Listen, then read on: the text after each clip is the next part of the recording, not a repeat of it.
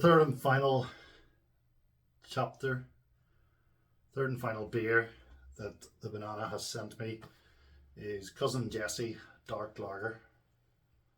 4.9%. There's your wee QR code if you want to scan it. Definitely didn't see a video for this one.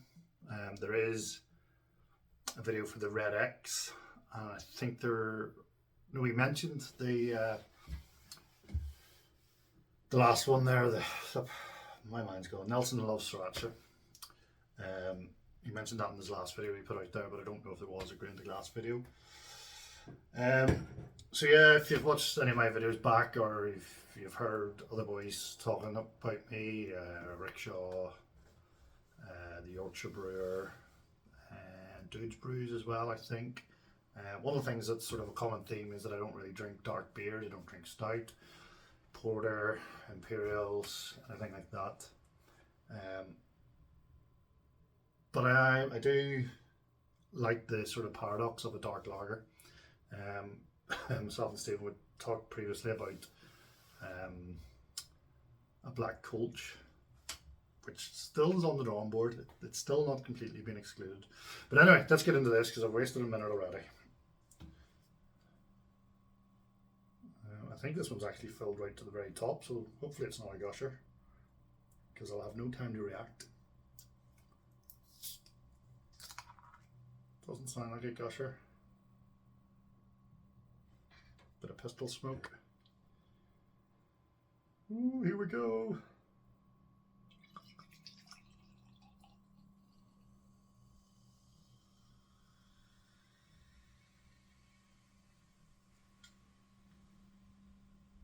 Wow. Interesting. So the very first thing that I notice is that they didn't get much of it in the way of a head, and it hasn't hung around at all. You can see there. Wow. It's a nice dark colour. I wouldn't say it's completely black, but then it doesn't claim to be. It claims to be dark. So you've nailed that. On the nose I'm getting some like treacly, toffee, sticky, licoricey goodness.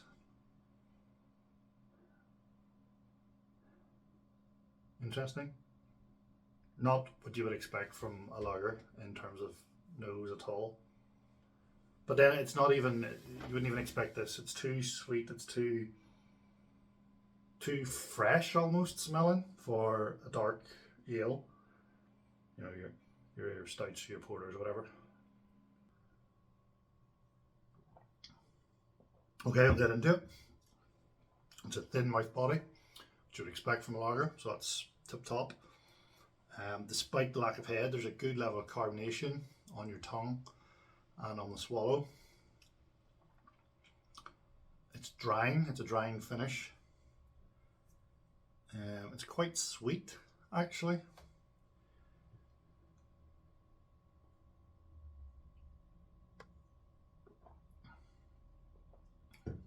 And there's almost like a sourness off the back end.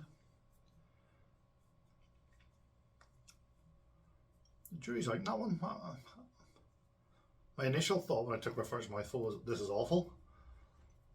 But actually, it's not. I'd be interested to know what your technique for making this was. So that was a bit of a long silence, I'll probably edit that out.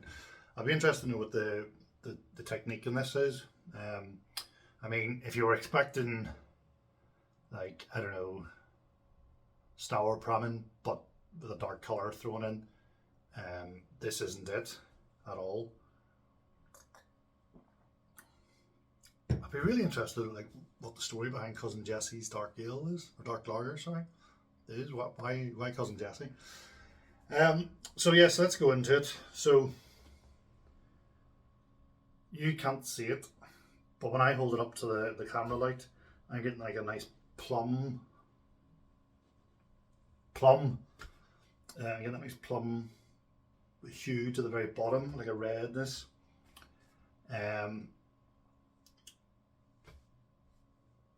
I can't tell you if it's transparent or not, or opaque. I don't know what you were aiming for in that, but because it's so dark, probably doesn't even really matter. Slight disappointing head. You're just getting like a ring now on the second pour with like no head at all. So probably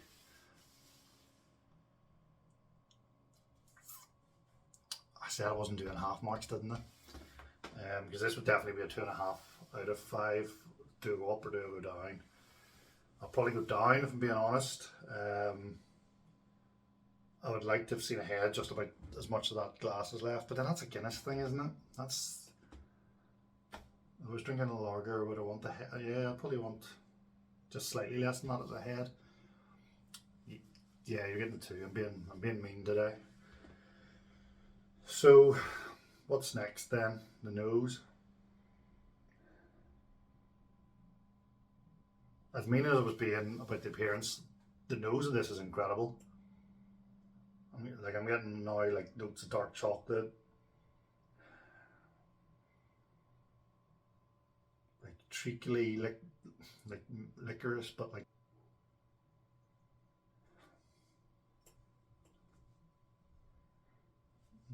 too far in. There's so much. Like I would really love to just sit over this for an hour.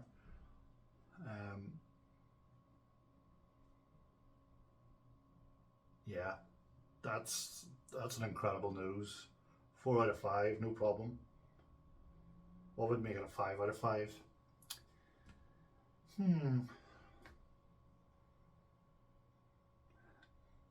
There's even like a marshmallow type thing going on in there. Interesting. So that's appearance, nose, mouthfeel.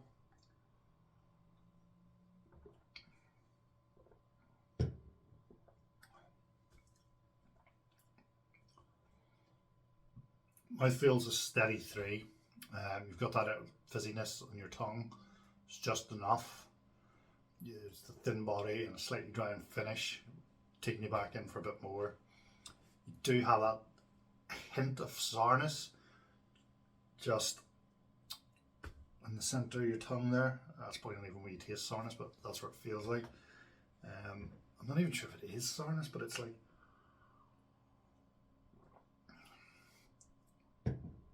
it is a whole mouth experience.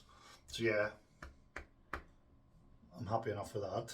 Solid 3. What would make it higher? It would probably be higher if it was slightly drier. I'm making shit up now just because I've given you a shit mark. Is it my? No, I'll tell you what, it's a 4. It's definitely a 4. I'm marking you down for the taste rather than the mouthfeel. So on to the taste then. Now, I said I was marking you down, but ignore that. I'll probably edit it out anyway. The taste, so it's a hard one to taste. It's a hard one to describe what I'm tasting. But now I've got plum in my head. There's plum in that. Definitely plum. Or like a plum, like a date maybe. Prunes, something sort of soft and squishy. There's a nice sweetness to it as well, followed by that just a hint of sourness. And I've said it before, it's a whole mouth experience. So yeah, is it to my personal tastes? You know what? I'm surprisingly loving it. Maybe not loving it, but I'm surprisingly liking it. I really want more information about it. I command an explanation about cousin Jessie Dark Lager, even if you don't do a grain to glass, even if you just include it in your next homebrew Wednesday. It's different. It's different than anything else I've ever tasted. I've had dark lagers before, and they don't taste like this. I've had, as I said, the dark colch, which doesn't taste like this, obviously. This is,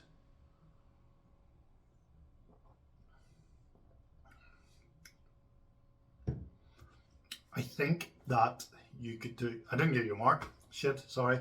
I think just the sourness, the hint sourness, whilst I'm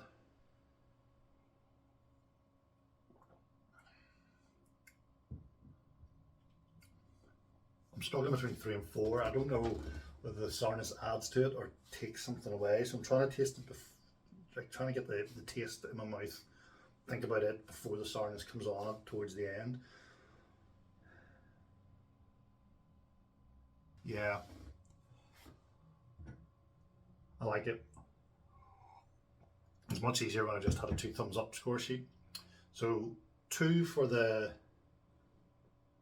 appearance, 4 for the nose,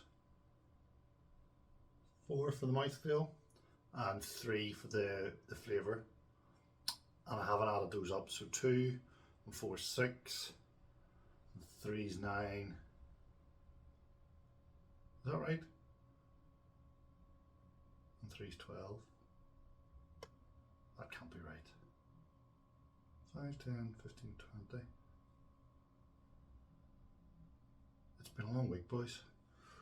2 out of 5, 4 out of 5, so that's 6 out of 10. 3 out of 5, so it's 9 from 15.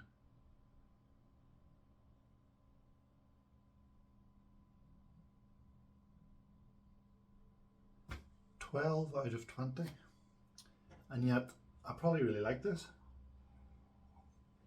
I think the scoring system is flawed. Anyway, I'm rambling on. It's a nice beer, despite what I've just said.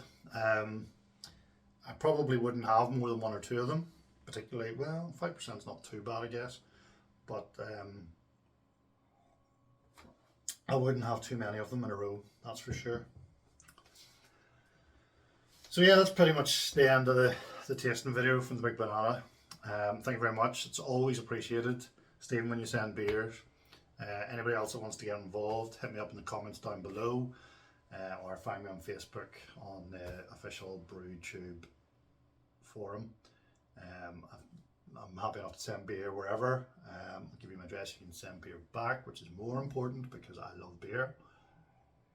So just to finish off then, update on what I'm up to. I have dry hopped my Brut IPA, which is coming. It'll be a grain to glass video hopefully within the next week or so, maybe 2 weeks from today. And there's no point saying today because I don't know when I'm going to upload this one. I have another beer that is ready to go, ready to be brewed. I was thinking it was going to be quite complicated, but I have decided to buy myself a new toy, and that will make things less complicated when I come to brew this particular beer. So I'm going to actually literally, as soon as I hit stop on the camera, I'm going to log on the computer and buy the toy that I want, and hopefully it'll be here by the weekend and we'll get to it. Been firing out a few wee shorts just for the crack because I don't put enough content on the channel. Just wee silly things, like I think I've done another